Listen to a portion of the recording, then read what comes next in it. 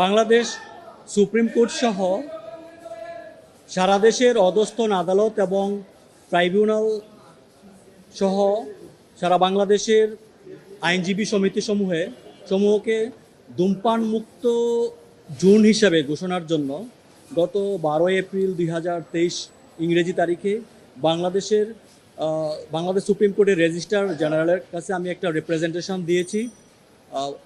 তামাক এবং ধূমপান এবং তামাকজাত দ্রব্য ব্যবহার নিয়ন্ত্রণ আইন 2005-এর 3 ধারা সুস্পষ্ট প্রয়োগের জন্য এবং আর্টিকেল 32 অফ দ্য কনস্টিটিউশন এটার এনফোর্সমেন্ট, এটার ভায়োলেশন হচ্ছে সেই মর্মে। তো বিষয়টা এরকম ছিল যে আমাদের দেশের প্রত্যেকটা আদালত অঙ্গনেই আমরা দেখছি যে সম্মানিত বিচার প্রার্থী সহ নারী শিশু সহ অনেক লোকের সমাগম ঘটে এবং বিজ্ঞ আইনজীবী বিচারক সহ আমরা সংশ্লিষ্ট যারা এই অঙ্গনে সচরাচর আমাদের আসতে হয় তাদেরকে এই সমস্যাটা ফেস করতে হচ্ছে, অর্থাৎ যত্রতত্র ধূমপান করা হচ্ছে। যেহেতু আদালত অঙ্গন একটি পাবলিক প্লেস, আইন অনুযায়ী ধূমপান এবং তামাকজাত দ্রব্য ব্যবহার নিয়ন্ত্রণ আইন 2005-এর 3 ধারা অনুযায়ী পাবলিক প্লেসে ধূমপান করা শাস্তিযোগ্য অপরাধ এবং এটি নিষিদ্ধ।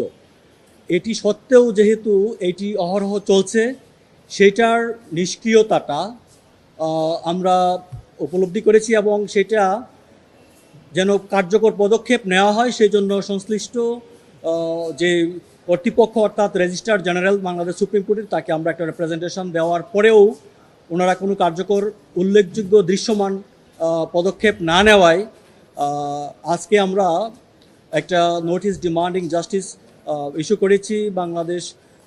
করেছি সেটা বাংলাদেশের সুপ্রিম কোর্টের রেজিস্ট্রার জেনারেল সহ আইন মন্ত্রণালয়ের সচিবকে। বাংলা কিউআর যেখানে নগদ পেমেন্ট সেখানে সারা দেশে 10 লাখেরও বেশি মার্চেন্টে নগদে পেমেন্ট করুন খুব সহজে। উইদিন 7 ওয়ার্কিং ডেজের মধ্যে তারা এটার সুস্পষ্ট একটা পদক্ষেপ নেবেন বলে আমরা আশা করছি এবং আমরা নোটিশে সেটাই উল্লেখ করেছি। এইটার যদি ফেইলার হয় তাহলে আমাদের we will have no way left to file writ petition before the honourable high court division.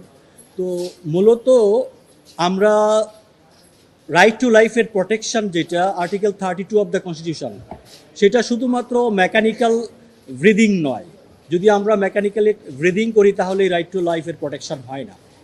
Hazard free healthy life এবং কমফোর্টেবল লাইফ যদি নাগরিক লিড করতে পারে সেটা নিশ্চিত করবে হচ্ছে রাষ্ট্র, সেটা সংবিধানে সেটার গ্যারান্টি দেওয়া আছে।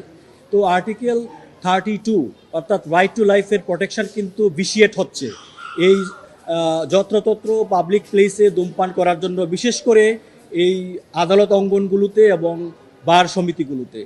সেইটার যেন প্রপার স্টেপ নেওয়া হয় সেই জন্য নোটিশ ডিমান্ডিং জাস্টিস ইস্যু করা হয়েছে। আমরা আশা করছি যে সংশ্লিষ্ট কর্তৃপক্ষ এই নোটিশ ডিমান্ডিং জাস্টিসের কন্টেন্টটা উপলব্ধি করে এবং এটি যেহেতু আইনে নির্ধারিত একটি পদ্ধতি এবং আইনে সুস্পষ্ট বলা আছে এটি নিষিদ্ধ এবং শাস্তিযোগ্য অপরাধ, আমরা আশা করি যে ওনারা সেটা পদক্ষেপ নেবেন।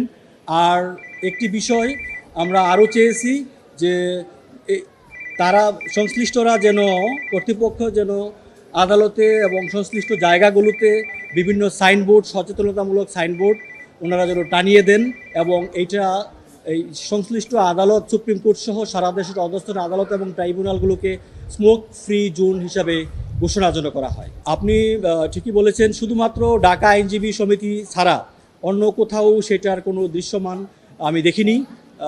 আপনি যেটা বলেছেন ঠিকই বলেছেন, শুধুমাত্র ঢাকা আইনজীবী সমিতিতে এটার প্রয়োগ আছে। আর আমি সুপ্রিম কোর্ট সহ সারা দেশের প্রত্যেকটা আইনজীবী সমিতিতেই আমি দেখেছি এবং কোর্ট অঙ্গনে দেখেছি যত্রতত্র। ইভেন আপনারা দেখবেন যে অ্যানেক্স বিল্ডিংয়ের অ্যাডভোকেট লাউঞ্জের পাশে এখানে মনে হচ্ছে যে একটা আপনার স্মোকিং হাব তৈরি হয়েছে।